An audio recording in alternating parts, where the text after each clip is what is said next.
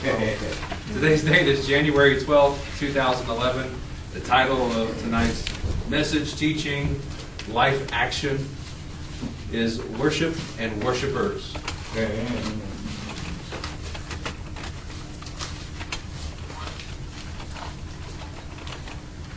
John 4. Jesus comes across what kind of woman? Samaritan. To a Jew, is this a friend, foe? Foe. Pretty much at this time. Basically not somebody you would really want to fellowship with, right?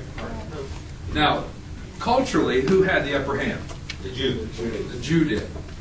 Because the Samaritans were seen as a lesser or half-breed of Jew due to some form of diaspora that happened before that. Now, the Samaritans set up their own version of basically Jerusalem and decided they were going to worship God there. But where God's place that He had deemed, which resided way back in 1st and 2nd Chronicles and Kings, was in Judah, the region of Judah, which resided in, Jerusalem resided within Judah. So either way around, he runs across a woman who her culture and his culture are at odds and both have a long history, and the centerpiece of their odds is where they worship. Who is right in the way that they worship? That was exactly the Jews. That was God's prescribed way. But the contention was, well, we worship this way and this prescribed way, even though God's word says differently. And the Jews said, no, we obey God's word. We worship here and in this way. But Jesus hit the center of the heart of that argument. Let's skip to verse 19. There. Now, Jesus just reads her mail, meaning that was able to look into her life and prophetically see some things that she had not revealed to him. How many husbands that she had, and that she was husbandless at the time. So she responded, seeing that he is connected or in sync with God, and said, Sir, the woman said, I can see that you are a prophet. Our fathers worship on this mountain, but you Jews claim that the place where we must worship is in Jerusalem. This would be the ultimate of going to, let's say, a Tea Party rally and wearing an Obama t-shirt. Or the other way around. It's being the most contentious subject between your two cultures or two facets of society. And she just brought it up. After she saw that he moves by the Spirit of God, seeing that he's a Jew, she brings up the greatest point of contention. And it had to do with their method and place of worship. Now, Jesus could have rambled on and gave tons of history, but like always, he cuts to the quick and he gets to the heart of what the subject was, what the debate was all about. Read, continue in verse 21. Jesus declared, Believe me, woman. That's always a good starter. She was won over at those words. She had me at Believe me, woman. A time is coming when you will worship the Father neither on this mountain nor in Jerusalem. If he was a die-hard Jew, what would you expect his answer to be? We're right, Jerusalem. He went straight to the original pattern. It was neither in Jerusalem nor in Samaria. Both of them were trying to simulate what was occurring in the heavens. That what existed in Jerusalem, what existed that defined Jews as Jews, set apart by God as the praise of God, was a replica only of the real item that existed in the true presence of God in heaven. And how did he respond further? You Samaritans worship what you do not know. Wow, that sounds like political correctness to me. Mm-hmm. You Samaritans would bring up a lot of issues, and if you said that on TV these days. We worship what we do know, for salvation is from the Jews. Yet a time is coming, and has now come, when true worshipers will worship the Father in spirit and in truth. In spirit and in truth. So let's fast forward to January 12, 2011, right here at 1255 Eldridge Road. When we analyze, are we worshiping in spirit and in truth? Now, I'm going to solicit answers. None of them are wrong. But I'm going to drive down to a central point of view. So don't feel bad if I come back with something else besides what you said. But when you think of worship in spirit or truth, spirit and truth, just shout out what comes to mind. Moving of the gifts. Moving of the gifts. The Word of God. The Word of God. Exactly how? When something jumps out at you out of the Word of God. Prayerfully, Yeah, when you use the Word. Okay. prayerfully considering. Prayerfully considered. And this is what you're seeing as the element or display of worshiping in spirit and truth. Yes. Okay. One more? Anybody else? Worshiping to the context of the law that's given to you, and prophesying when you have the gifts, and Wholeheartedly. Wholeheartedly. Awesome. Very, very good answers. In fact, you guys got it for the most part more than what I expected. I'm impressed. Thank you. I'm done. You got something right. You got something right. Yes, stop and celebrate first. Hallelujah! Come on. Round the bottom of the block on me. Let's go. yeah. If anybody doesn't know, bottom of the block is the nice little meat and rice block. Anyway, it's next door. What I was looking for was what's some elements of worshiping the Spirit and truth outside this, what you see the instruments on this stage. What's the function of worship? How is it displayed? Because if you can understand what worship is supposed to be, you can ultimately understand what you as the worshiper should be. So, first and foremost, the function of worship is to be submitted and in sync with God. Yeah. Now, here I have 7 Hebrew words for praise. One of them that defines it all is B-A-R-A-K.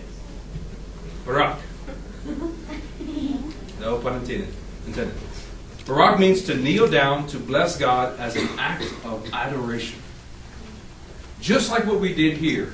Did y'all begin to sense God's presence when we began to pray as a corporate group? Yeah. Yes. It's that same feeling, that same connectedness, that same being submitted and in sync with God, as we do whenever we worship with music. It's a little bit different, maybe not exactly the same, but honestly, every worship service with music is never the same. If anybody's ever put together a list, worship song list for me, they exactly know. Many can say amen, amen, amen. That I do not stay on that list, because what I'm feeling whenever I'm prayerfully considering what to sing for each service, the minute I get up here, I take my list and I submit it to God. That's my first and foremost act of worship. It's not, God, here's my list of the way that I think you're going to move tonight, and I cannot deviate from it because it's what I think is right. Every action, that's just one aspect. Every action of your life has got to be a display of worship in the fundamental or foundational element of being submitted and in sync with God.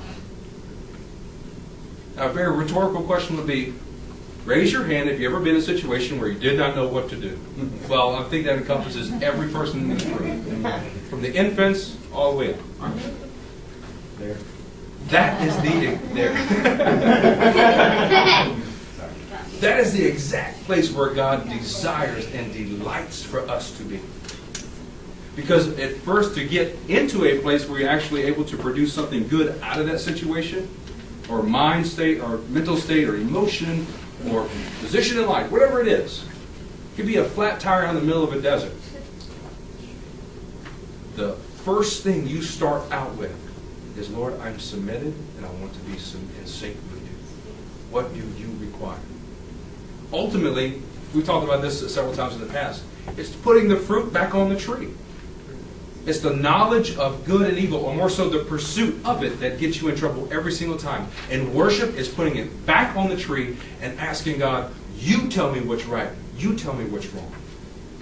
Now, I understand, in order for this room, for this structure, your homes, your cars, there has to be organization.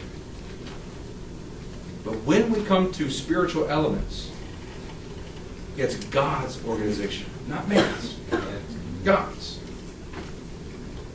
He had a prescribed way for Israel. It's really their constitution. It is fully written out in the Torah, really summarized in the book of Deuteronomy. It's how they're supposed to exist and function as a nation. But within that constitution, men over the period of hundreds and if not thousands of years began to add what they thought was right and wrong, interpreting God's original intent. Those were the elements that Jesus challenged every single time. And when he's standing here, the whole debate between Samaritans and Jews was who was really obeying God's words to its fullest. In some regard, Israel, the northern kingdom, saw Judah as lesser than. That they were mightier, that they didn't need Jerusalem, they were corrupt and idol worshippers, so we're going to set up our temple here. And within a few years, they put their own idols alongside God as well. They were the first to go into captivity. The later one was Judah, going into Babylon. Ultimately, the whole nation was disseminated because they didn't start out with the very first fundamental.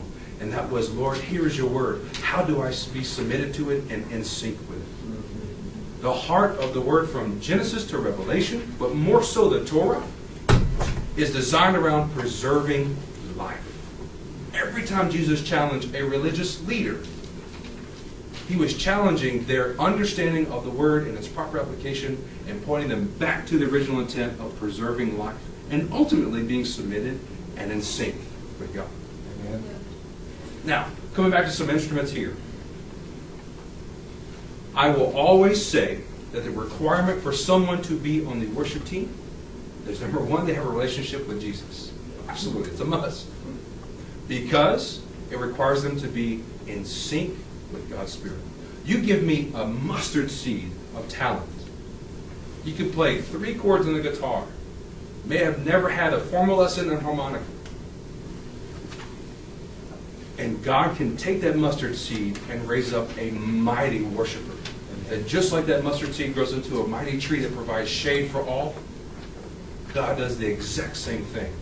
But guys, it does not exist just within the realm of this. No different than you watch Eric preach. You listen to him preach and say, wow, that's powerful, that's anointed. I could never do that. Liar. Absolute liar. The reason that he is able to do what he does is because he is submitted and in sync with God. He's only doing what he is designed to do. That microphone is not going to take the place of that wave drum or guitar. It can't. Its function is different, but its fundamental, foundational existence is exactly the same. This has to obey JJ's voice. That has to obey Brandon's leading. That has to obey as well. All of these elements have got to be submitted to me. What would it be if this microphone jumped off the stand and said, I'm not going to interpret what you're saying anymore. I'm going to go in the back, give me a coffee and donut, and listen to the message. I would take that microphone and I would throw it across the field. You're useless to me. Now with people, I have a little more compassion. But what I'm saying is that in order to be used by God, because ultimately, isn't that what every person wants? Isn't that the fulfillment that you're looking for? I want God to use me I want me to be the function of what He's designed me to be. But the whole struggle is, how do I do it? Well, let's take the I out of it. You don't do it. That's right. You submit it to God. He breathes through you, like Mike does with the shofar. I would be very concerned that the shofar jumped up and did it by itself. Let's say it's possessed. But what makes that shofar come alive is when the breath of God moves through it. It has to. So let me redefine what being on the worship team is here at LCMF. Because I made a promise during the bonfire, I would teach you guys what worship was. And I think there's a lot of things that go unspoken in what we do and undefined. Everyone knows how it flows, but no one knows how it goes. I didn't mean for that to rhyme. There we go. So first and foremost is being submitted and in sync. Has to be. How many times have I said that so far? Bunch. Very good. Secondly, let me go back to the original statement. Being on the worship team is just as much of a part of you guys out here as us up here. We are the tip of the spear that is able to break through whatever obstacle there is. To lead the direction, there has to be a focal point of saying, hey guys, I feel God's presence leading here. No different than we're about to look and see the way that God structured and ordered the constitution of the nation of Israel. He did the exact same thing. He appointed leaders, over tribes. Even within the Levitical element and priesthood. So, let's all turn to 2 Chronicles 5.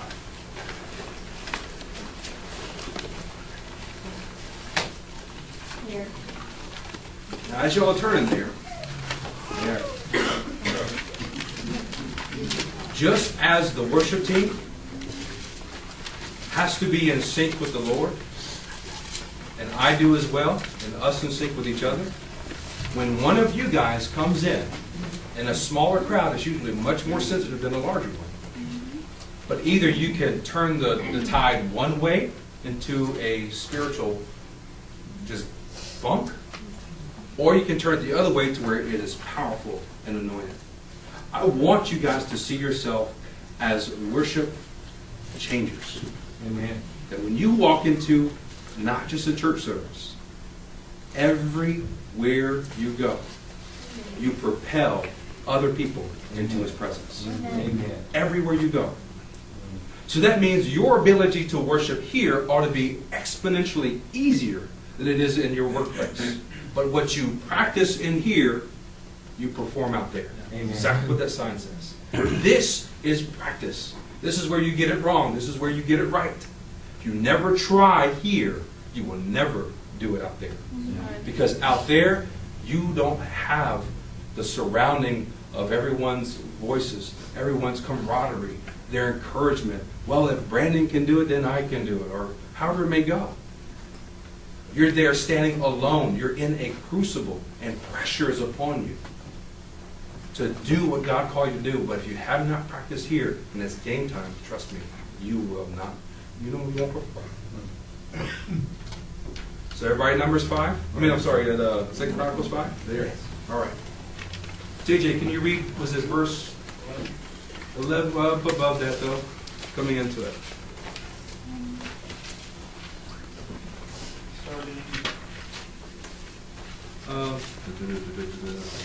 The beginning of the paragraph, and then go into it. Okay.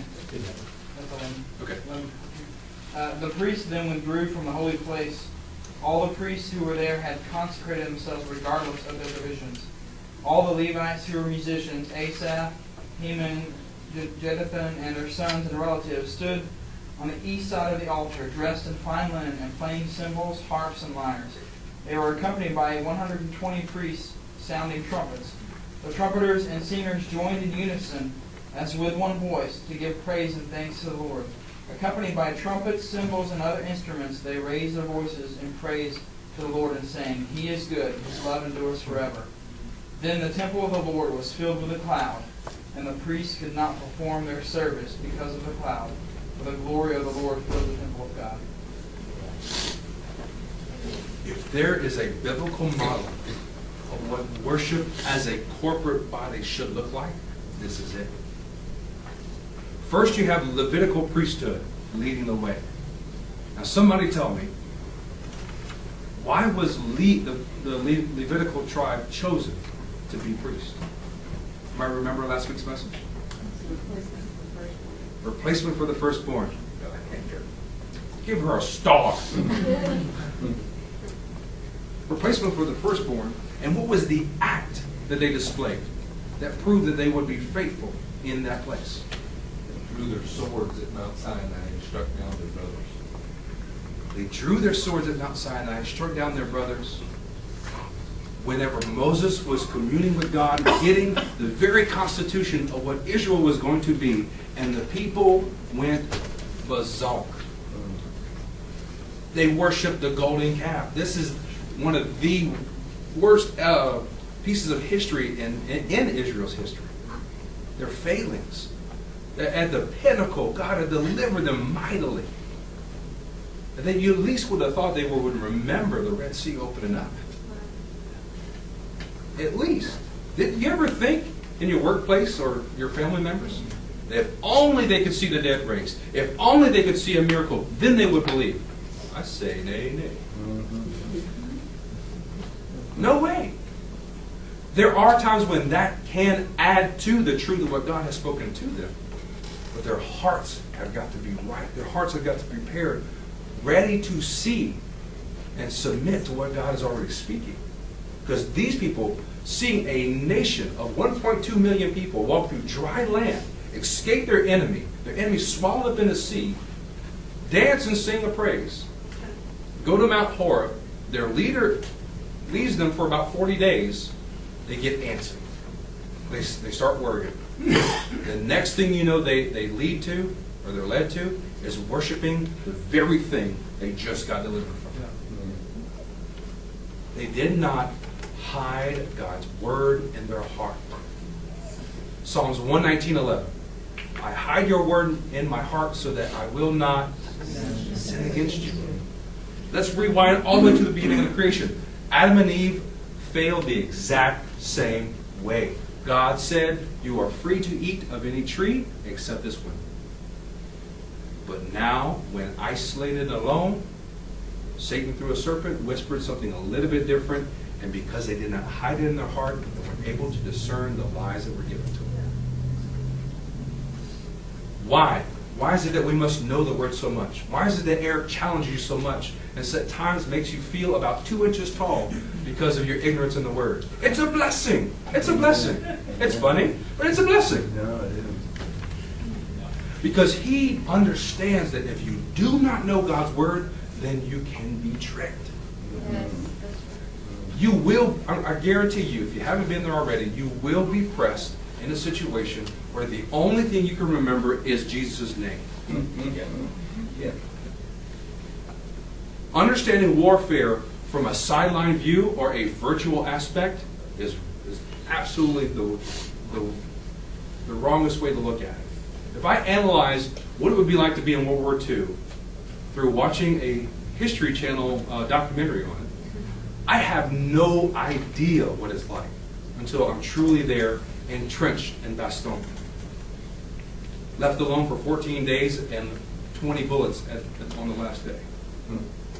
Facing 70 millimeter guns shelling me left and right. Until you are there, you don't know. The reason you practice is so that later you don't have to think about it. That's right. The reason we have worship practice is not because we need to just go over the songs that we're going to do. You guys know, we don't do those songs.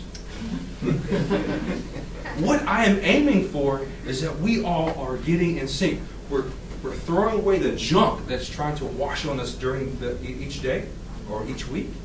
Whatever's trying to distract me and take me out of God's presence.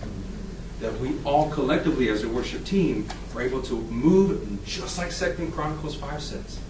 We all sing with one voice. You could replace that word voice with spirit and truth.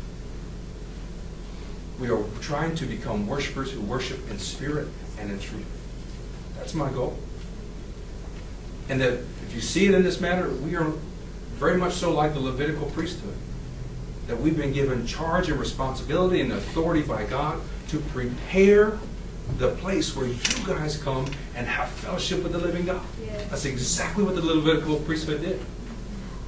And even at that, the Levitical priesthood was a copy of what already exists in heaven. That's where Melchizedek came from. That's right.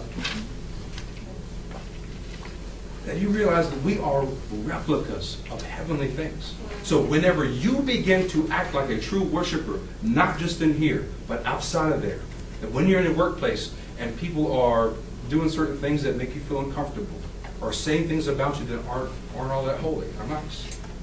And you have the opportunity to respond carnally or respond kindly, basically filtering it through the Word. When you choose to do what's right, you're acting in your true form of being replicated from heaven. You're being a true worshiper. You're being truly submitted and in sync.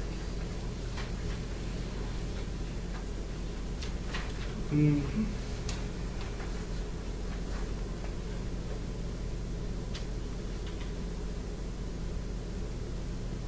Let's go to Psalms 68.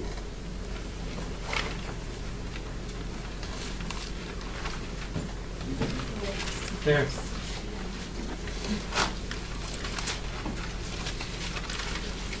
Verse 5. There.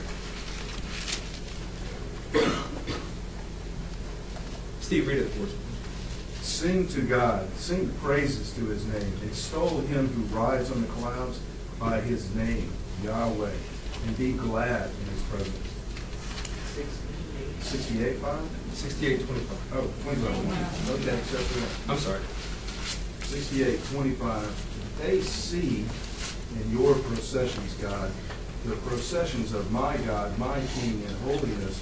The singers are in front, the musicians last, and in the middles are the girls playing tambourines. Where are the musicians? Last. Last. The singers are in front, the musicians last. Painting a picture is I want to burn into your minds. In order to be a worshiper, you do not need to play an instrument. You don't need to be a musician. I heard a statement all the time, man, I really want to learn how to play the guitar so that I can worship on my own. I really challenge that statement. I challenge it in the format that you don't need a guitar to worship on your own. You can turn on a CD. You can turn on your MP3 player. It's archaic now. And you can kneel on the ground, lift your hands up in the sky, and trust me, God will meet you there. Even without music. That's exactly why I wanted us to hold hands and pray at the beginning of the service, because I wanted to show you you can feel and interact with God the exact same way you do in the middle of musical praise and worship without instruments. You know why, guys? Because you are the instrument. Amen. And whenever you choose to be played by God, it's a great, beautiful, and wonderful thing. But when you choose to be played by the world and do what it desires, you're playing somebody else's music. And it ain't God's. So what are you saying, Matt? I should never listen to a secular song? I mean, come on. What about all the Lionel Richie songs, the love songs to your wife? Say you, say me, ebony and ivory. Yeah, it's my wife.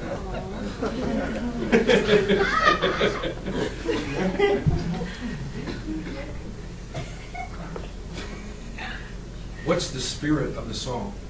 Where does it lead you? Where does it bring you? How does it invoke your spirit? How is it connected to truth? Because if it's anything outside of what you experience here, I say be careful. If not, do not taste and do not touch. I know the difference.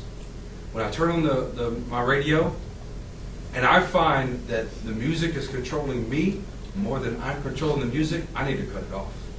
Because it's now gone beyond just my logical understanding, but it's going right into my spirit.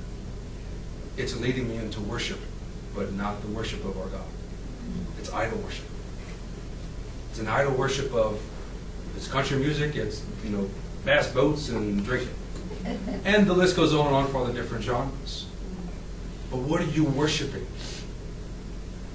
A lot of people listen to music because they want to relive an old memory. Yeah. This song revives. It connects with this old memory. That old memory may be great. The way a Doobie Brothers song connects with me and something that I remember riding in the back seat of my mom's, was it green El Camino or something like that? Can't really ride in the back. You ride in the bed of the El Camino. But for me, it connects with a certain time period of my life where things were awesome as a young kid. For somebody else in the exact same time period, they may be face down in vomit from OD. And that song was playing in the background. Where does this song lead you into worship? And the worship of what? Guys, what you put into you. And what you put into you in your spirits through music is very important. I do not learn songs on the guitar for a primary reason. In order to learn a song, you have to connect with it. You have to. You have to feel what it's trying to say. And unless I have the ability to disconnect and let it be just a little lick that I can learn and add to my worship experience, I don't touch it. Dave Matthews is a great example. Musically, I love Dave Matthews. But I find myself to begin being pulled a little bit too full into their music. And I have to cut it off. Cass bought me about 8 years ago a little lyrical, or not lyrical, but a lick book. Basically, it's all the little riffs that Dave Matthews does. And I'm thoroughly impressed with his abilities. And it inspires me to want to learn more. But that was just enough for me to learn the little accent and riffs that I took and used to write worship songs. That was the whole point of learning it. Not to be spiritually led by Dave Matthews Band. Because trust me, you turn off the lights, have a good or bad day, put music in your ears and listen to it for 3 hours, it's going to affect you. That's right. It's like saying eating, a dozen donuts every single hour will not affect you. It absolutely will. Blink. Worship is exactly the same way. You have to ask yourself, what are you worshiping? And why are you worshiping? Because whether you like it or not, every single one of you are worshipers, and you're designed to worship. You're designed to be submitted. You're designed to be in sync. And not the band. But in sync with God. Matthew, almost all music is either identified by its place of origin or what it creates in the people. Remember in our generation they called it head hanging? Yes, there was. In fact, there was this one high school dance that several of us participated in. And there's this wonderful song sung by Nirvana called Team Spirit. And it rather amped up the young folks. And Yeah, right. we began to frolic amongst each other in a very slam dance kind of style. And we just slammed into the mirrors at the dance hall. And broke them. Not a shining moment of our testimony. But I can say I got born again 2 nights later.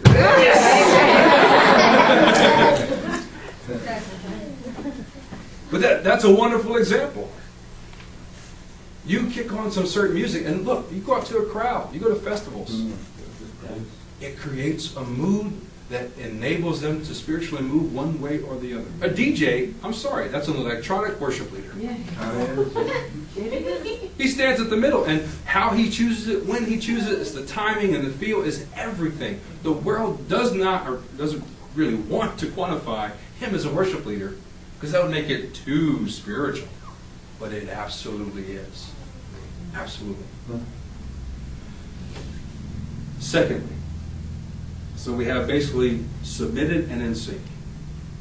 Here's the second element that will keep you being a worshiper. Is that you have to set your face like flint.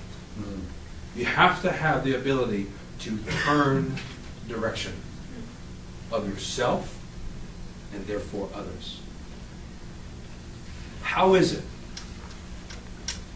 that whenever we get up here, that every member of this worship team, whether a good day or a bad day, is still able to worship?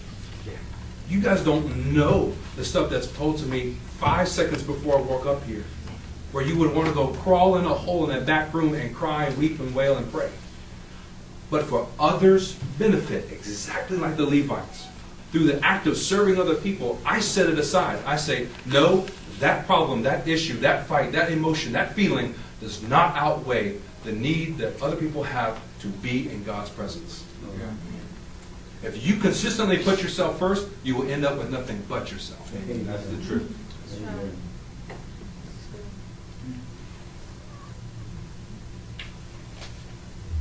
So when I get up here, I have to throw a switch. I have to say God is more important than everything. And I set my face like flint. Amen. Now, some of you guys on the worship team that met with me last week about this, what was the alternate way of saying set your face like flint? Straighten your face. Strengthen your face. I like that. And how would that look, guys? Exactly. Smile. Not so much pursed lips, but somewhat close. To strengthen your face. And I'm sorry that it just kind of brings up a scripture that says something like, I don't know, the joy of the Lord is my strength. Yeah. Guys, my problems are best solved in the presence of God. If I'm not able to do it here during services, it means I do it in my car. You can ask my wife. Some of the worst moments that we've ever had, I know I have to get in God's presence right then and there. We join hands. She forces me to pray, or I force her to pray. That's why we are a team together.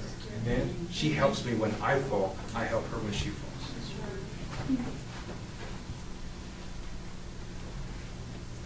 So understand, first and foremost, you are a worshiper. And it's your responsibility, yours, for how God's presence moves around you. Are you enabling it or disabling it?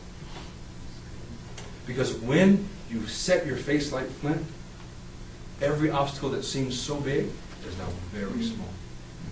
You know, when we go through 6 or 7 songs, and we work and we work and we fight and we trudge, or we're running a 100-yard dash through mud, and finally it breaks. Sometimes we know what it is and sometimes we don't, but it breaks. And you feel whatever that end goal of trying to get in God's presence was all about, we're finally there. And I just want to be there. I want to soak in it. Sometimes the minute you guys walk through the door and enter in here, it's wonderful. It's like electricity in the air. And I feel like the minute that my pick hits the guitar strings, I just set something on fire that had jet fuel on it. You guys were primed and ready to go. And that I only respond to God. Let me set that condition. I respond to God, but it requires you guys to join me. Amen. Eric can get up here and preach the most fired up, anointed message on earth. But if there are no hungry hearts willing to receive it, even Jesus couldn't do much miracles there because of their faith, their unbelief. So when you come in with hungry hearts, you have to outnumber the ones that don't. You think I don't see whenever a visitor comes in? And though everyone doesn't turn and look at them and say, I wonder what they're thinking about me, you're thinking it. Oh no, I better not prophesy in tongues this morning. I'm going to run them out the building. Or I wonder how would it affect them. I don't know. Set. Fashion the whip. You have to set your face like flint and say, I will not ever be deterred. Ultimately, the way that this is built, as if it were a structure, so let's take this building. The foundation is submitted and in sync. If a foundation competes with itself or competes with its builder, it will become cracked and uneven. It has to be ichad. It has to be unified. It has to be one. What is put on top of being submitted and in sync is intimacy with Jesus.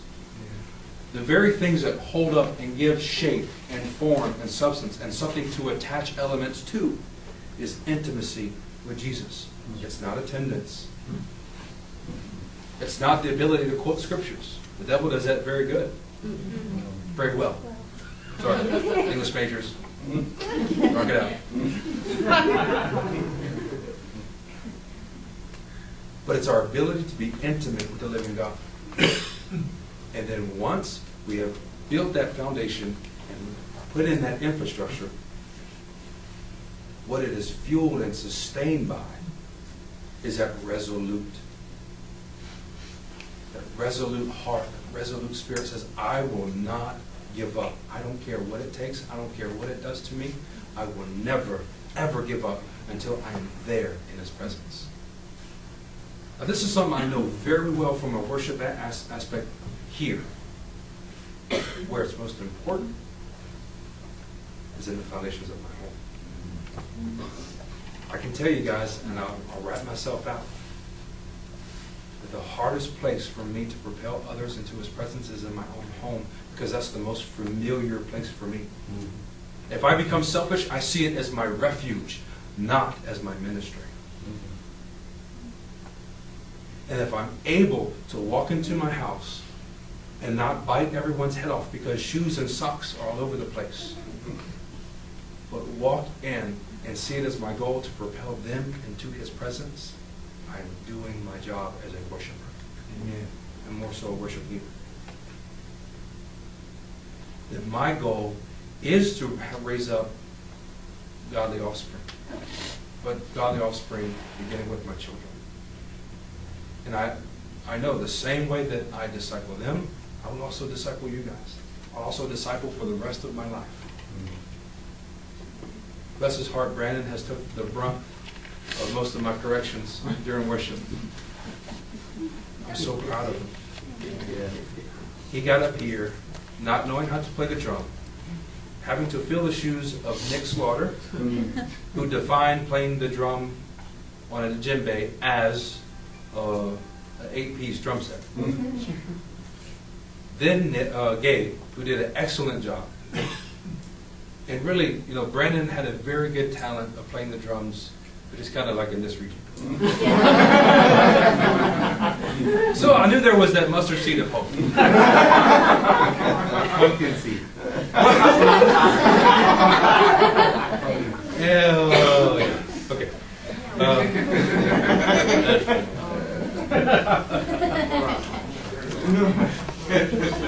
Bring it back. Bring it back.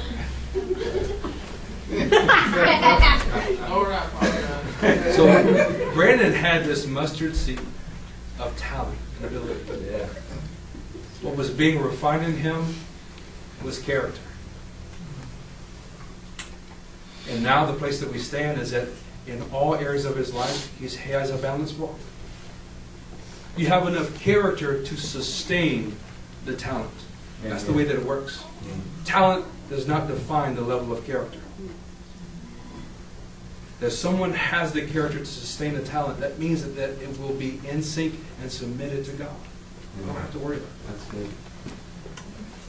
So whenever we get to that place in worship, and we were doing it right before you guys came in, it's a worship practice, not music practice. It's the wrong way to look at it. The only musical portion that I focus on is what is a distraction and what is not. Trust me, if I got up here not knowing how to play the guitar and try to lead worship, you would be very distracted. But you don't have to have mastered an instrument in order to be a worshiper. You don't. In fact, I'm more in the favor of less complication enables my mind to not have to think about it so that my spirit can be in sync with God. They compete. The first time I ever led worship was with, I think, at King's Harvest. And it was kind of like my debut. I was ready. I've been waiting for this. Somebody prophesied on me when I was first born again, and I've been waiting 5 years or 7 years, whatever it was, for this. I get up there, and I just was not ready for the dichotomous battle between my natural mind and my spiritual leading. I'd sat in the background for years and basically flowed underneath someone else's coattails. Where they went, I just went. I would get a sense in the spirit where we were going to go, and I just kind of go with them. And I had to straddle that logical, natural thinking versus the spiritual. But it wasn't near the pressure. It wasn't near the responsibility. So when I got to that place, immediately I was put in the stance or put in the position of, God, I don't know how to do this. And this is as I'm about to make the first chord. And it was right then and there that I set my face like flint. I said, I don't care how it comes out. I'm doing this unto you. I'm doing it unto you for their benefit. I will not let my fear of failure prohibit me from doing what God called me to do for their benefit. I won't. I will step out and fail every single time if I'm doing it as a Levite. Amen. No greater love has a man than this, than to... What else is there to stand? Where are the clarifications and addendums? They don't exist. If you're not willing to lay down your life for your brother, for the sake of propelling them into God's presence, that's a clarification. There's people within the military that will lay down their life left and right for each other. And it's a very noble cause. Define it with that. It's the preservation of life. But what we're designed to do as human beings is to do that always, to that level, in all areas, for the sake of someone else's relationship with God. Wonderful, a wonderful devotion that was sent by Kelsey the other day. Awesome. My obedience to God will cost others. There are times in worship when that thought of what the stranger, what the visitor is going to do is the only thing I can see, think, and feel. And what if I play this song? What if I do this? Then will you like me? Mm-hmm. That cannot be my fuel. That's not the foundation. That's submitted to men, not to God. That's intimacy of man's favor rather than intimacy with God. There's a statement I told the worship team the other day. It was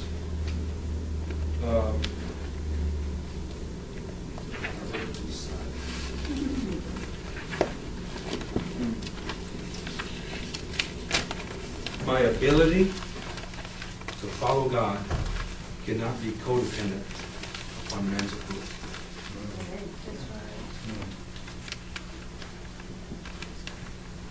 So, what that looks like is this.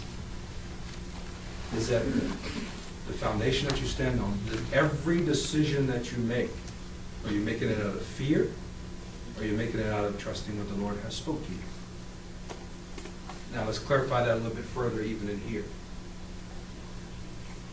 As Levites, all of us, but the ones given the responsibility of pastoring, there are times when the Lord will show us stuff about your life that you cannot see. And it's our responsibility to step up, poke, prod, investigate, do the very thing the Torah said to do. Challenge you, encourage you. But our goal and our intent is to propel you further into God's presence, to make you eventually into shalom, amen, which is right standing between God and men. That's the only reason why. Just like a father, a natural father like me, will make a mistake in disciplining his sons and daughters. He and Eric are going to make mistakes. We're not perfect. Neither are you. But the whole goal and intent of me as a father over my 4 girls and me as a Levitical priest on your behalf serving you is that my ultimate goal is shalom, right standing with God and men. Amen. That's the whole intent. 9 times out of 10, in fact I would say 9 9/10 out of 10. If you're able to step back from what you feel the offense is against Eric, or whatever leadership this may be even your workplace, in fact I almost guarantee it, and look at what's the heart of this person. What are they trying to achieve?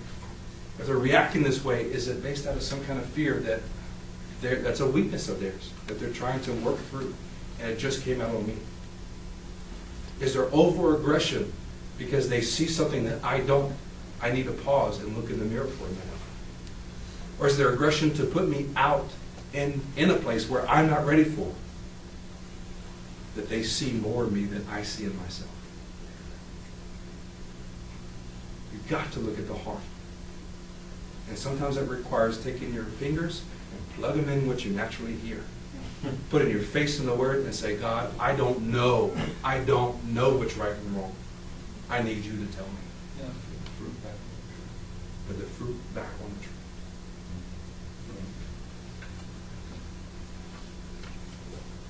Getting back to Brandon. Great sermon example today. Is that his greatest struggle was thinking too much. Very gifted on the drum. But he can testify that the less he began to put his intellect into the process, the greater freedom he found to be in sync with God. And if it meant playing a more simplistic rhythm or doing something a little dumbed down, that's perfectly acceptable. Perfectly. Because when we worship here as a corporate body, we expect God's presence to move and manifest with all of the gifts of the Spirit. But also, I expect whenever you guys walk out of this building and you're at home, you're at your workplace, at school, wherever it is, that also the gifts of the Spirit are at work as well. Amen. That's right. Amen. These are existing in our presence here for the common good for each other. But the very passage we started out with in John 4, Jesus operated in one of the gifts of the Spirit for a Samaritan woman's benefit. A woman with 5 husbands and deemed unclean by the Jews, worshiping the wrong way. And he put her in her place. But he operated in the gifts of the Spirit one-on-one as a Levitical priest. Amen. To establish shalom back in that woman's life. Even though she was unclean, even though she was not welcome into the Judaic realm, he enabled her by showing her the right way to stand with him. 1 Chronicles 9.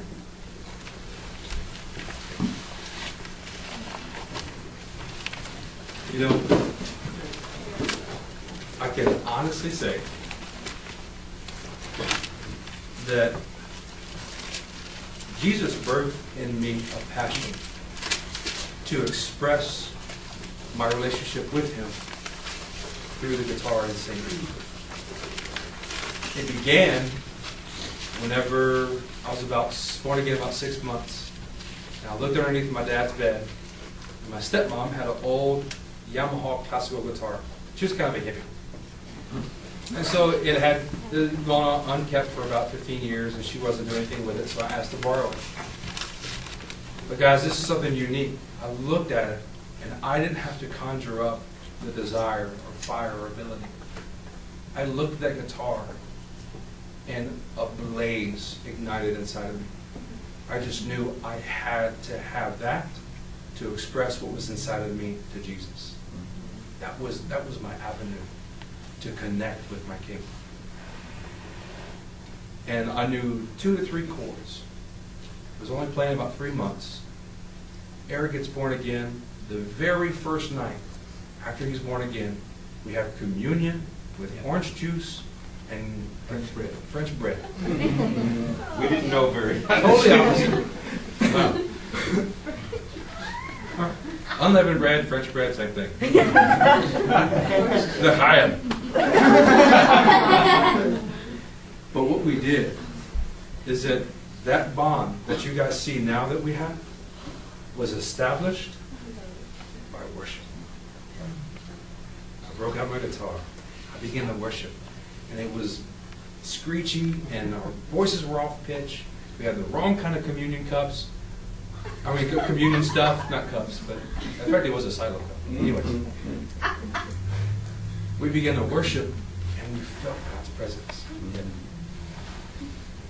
And when we began to feel His presence, we felt a connection between each other. Exactly what we just read in 2 Chronicles 5. Now, here in 1 Chronicles 9, some of the understanding is this, is that the Ark of the Covenant is being brought to Zion. And it's David's responsibility. And he's leading the way with worship. So, chapter 9,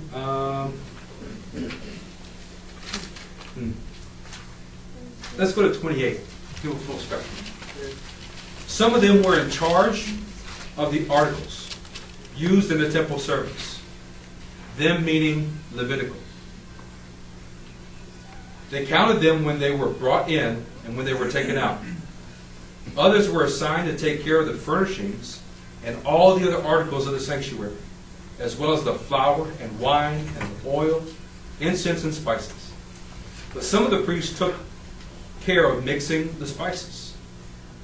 A Levite named Matt, the firstborn son of Shallum, the Korite, was entrusted with the responsibility for baking the offering bread. Modern day, that's my mom every Sunday morning. Some of their Kohathite brothers were in charge of preparing for every Sabbath the bread set on the table, the showbread.